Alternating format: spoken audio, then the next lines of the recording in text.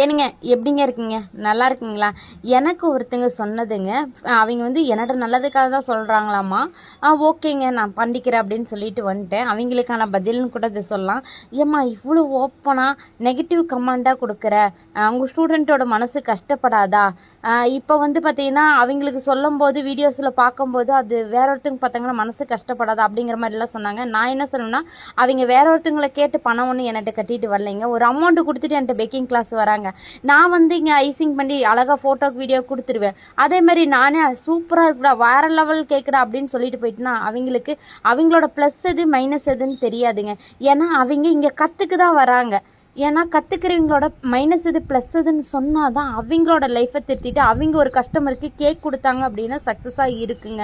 அதனால தான் நாங்கள் ஓப்பன் டாக்கடாக சொல்லிடுவோம். நல்லா இல்லையா நல்லா இல்லைன்னு சொல்கிறது ஒன்றும் தப்பு கிடையாது. ஏன்னா அடுத்த டைம் அவங்க மாற்றி அவங்க இன்னும் பர்ஃபெக்டாக கொண்டு வருவாங்க. நான் நல்லா இருக்கு சூப்பராக இருக்குடா அப்படின்னு ஒரு வீடியோக்காக சொல்லிட்டு போயிட்டு அப்படின்னா அவங்க ஒரு கேக் கஸ்டமர் கொடுக்குறாங்கன்னு வச்சுக்கோங்க. எக்ஸாம்பிளுக்கு இந்த போர்டு கிளீனிங்கே பாருங்கள், நீட்டாக இல்லை. யாரது நீட்டாக இருக்கோ அவங்கள நான் பாராட்டுவேன். யாரது நீட்டாலேயே நான் கண்டிப்பாக நல்லாலேன்னு தான் சொல்லுவேன்.